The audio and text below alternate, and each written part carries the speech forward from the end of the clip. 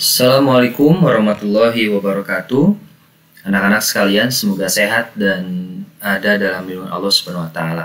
Baik, hari ini kita akan mencoba membahas latihan soal PAT Akidah Halal kelas 8. Untuk persiapan kalian menghadapi PAT sebentar lagi, yang mudah-mudahan Allah berikan kemudahan, Allah berikan kelancaran dan hasilnya pun memuaskan, ya. Mudah-mudahan soal ini sesuai dengan PAT yang akan muncul nanti yang akan kalian kerjakan. Jadi pastikan disimak, ya, pastikan diikuti dan dipelajari, terus diulang-ulang videonya untuk memberikan pemahaman yang lebih kepada kalian. Baik, kita mulai membahas soalnya. Kita mulai dari nomor pertama. Untuk kelas 8 materinya itu ada Nabi dan Rasul, kemudian ulul azmi, ya, kemudian Allah terpuji, tercela dan lain-lainnya. Baik, nomor 1. Orang yang diutus Allah untuk menyampaikan wahyu kepada umatnya disebut dengan, nah jawabannya antara A dengan C. Bedanya Rasul dengan Nabi, kalau Rasul dapat wahyu ada kewajiban untuk menyampaikan pada umat. Sementara Nabi itu tidak ada kewajiban. Sehingga jawabannya adalah A, Rasul. Nomor 2, Rasul ul azmi berjumlah, ada berapa tuh? 25 ini jumlah Nabi dan Rasul.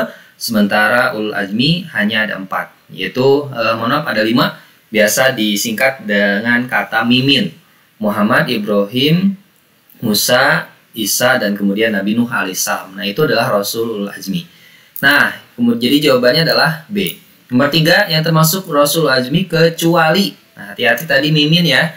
Mimin Nabi Muhammad, Ibrahim, Nuh, mimin Muhammad, Ibrahim, kemudian Musa, kemudian Isa, dan Nuh. Maka yang nggak ada adalah Nabi Ishak, kecuali, ya. 4, Rasul wajib bersifat sidik. Sidik artinya benar, ya. Kemudian sifat wajib lain ada sidik, amanah, tabligh, fatonah, itu adalah sifat wajib bagi Rasul. Tapi yang ditanya di sini adalah sidik, yang artinya benar. Yang kelima, Rasul wajib bersifat fatonah. Nah, fatonah berarti adalah cerdas atau pintar. Menyampaikan adalah tabligh, dipercaya itu adalah amanah, benar itu adalah sidik.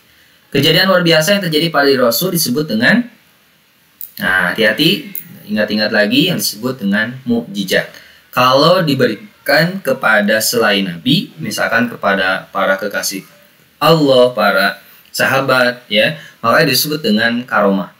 Kalau misalkan maunah itu kepada orang biasa, sementara sihir itu pada orang-orang kafir.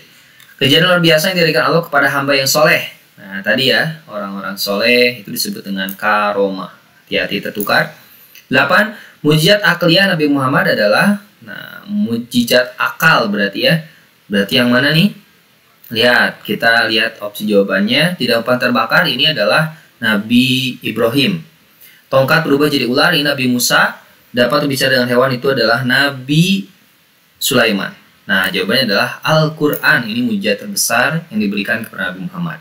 Nomor 9. Peristiwa selamatnya Nabi Ibrahim dari kobaran api disebut dengan mukjizat apa nih? Ya, akliyah. Nah, ini, ya. Kejadian luar biasa terjadi pada diri calon Rasul. Nah, seperti Nabi Isa lahir bisa langsung bicara. Ini adalah irhas namanya. Ya, 11. Kejadian luar biasa yang bukan berasal dari pertolongan Allah disebut dengan, nah, ini sihir. Ini mah persekutuan dengan setan. Jadi bantuannya adalah jin, setan, itu adalah sihir. Ada ayat-ayat seperti ini, fa'alqaha faidah hiya hayyatun tas'a. Adalah ayat yang menerangkan mukjizat Nabi apa? Nah, Nabi apa nih? Fa'alqaha faidah hiya hayyatun tas'a. Itu Nabi Isa alaihi salam. 13. Larangan bersikap suudzon tertera dalam ayat mana? Nah, yang pertama wala tajassasu wala yaghtab. Kemudian istanibu katsiran minadh dzan. Nah, ada dzan nih, berarti ini jawabannya, ya. Gampang. Berarti C. 14. Satu dampak tawadu dalam kehidupan sehari-hari adalah tawadu itu rendah hati, ya. Artinya dia tidak sombong, kemudian tidak menganggap rendah orang lain. Maka dampak tawadu dalam kehidupan sehari-hari itu adalah, mana jawabannya? Nah, yang mana nih? Godobka, hasudka, takabur, anania. Nah, ini salah soal mungkin, ya, semuanya. Ini salah karena sifat tercela semuanya. Ini dianulir nomor 14. Nomor 15, menerima perbedaan pendapat dengan lapang dada terhadap perbedaan pendapat orang merupakan cerminan dari sikap. Nih, lapang dada, ya. Maka ini adalah perbedaan toleransi, maka disebut dengan tasamu. Husnudzon itu berprasangka baik, ta'awun itu saling menolong, tawadu itu rendah hati. Ayat tersebut menerangkan tentang wa ta'awanu 'alal birri wa taqwa. Ta'awana ya, ta'awanu berarti ta'awun ya, saling tolong menolong nih. Jawabannya D. 17 lakum dinukum waliyadin. Nah, dalil agar kita senantiasa bersikap tasamu. Di urusan agama jangan campur adukan. Kita pun jangan memaksa agama lain untuk sama dengan kita. Salah satu fungsi dari mujizat adalah untuk menakuti musuh, setiap rasul, menepis ketakutan para sahabat, bukti bahwa ajaran rasul itu benar. Nah, ini D ya. Jawabannya. 19 seorang wali mampu membuat tiang masjid dari sekumpulan kayu-kayu. Nah, ini disebut dengan karomah. Wa ma atakumur rasul fahuduhu wa ma nahakum anhu fantahu, menerangkan tentang kewajiban untuk menaati wa atakumur rasul. Nah, berarti menaati rasul. Jawabannya adalah C. 21 dalam menyebarkan berita di media sosial seharusnya kita harus apa nih? Tidak teliti, jangan seenaknya saja hoax disebarkan yang belum jelas diperbincangkan. Hati-hati, maka kita harus tabayun. Ya, harus benar-benar jelas dulu. 22 para nabi menyampaikan ajarannya kepada umatnya karena beliau memiliki sikap menyampaikan berarti tabligh. 23 nabi yang diberi mujizat mampu memahami bahasa binatang, itu adalah Nabi Sulaiman alaihissalam.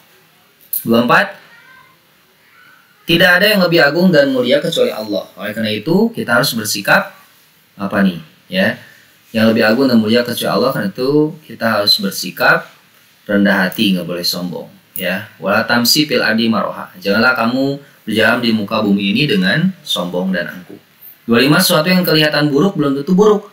Oleh karena itu kita harus bersikap apa nih, kelihatan buruk belum tentu buruk, maka harus husnudzon. Kadang kita berpikir Allah tuh nggak adil, Allah tuh tidak suka kepada kita, padahal belum tentu yang menurut kita nggak buruk itu baik menurut Allah Subhanahu Wa Taala. Ya, kita merasa senang melihat orang lain susah dan merasa susah melihat orang lain senang, berarti kita terjangkit penyakit. Nah, ini hasad ya, hati-hati iri dengki. Namimah itu adu domba, ghibah itu artinya membicarakan orang lain keburukan, dendam itu menyimpan amarah. Perbuatan ghibah sebagaimana dijelaskan dalam ayat wala tajassasu wala yaktab ba'dukum ba'du ayyuhibbu ahadukum ayyakula lahma akhi maitan fakarihtum.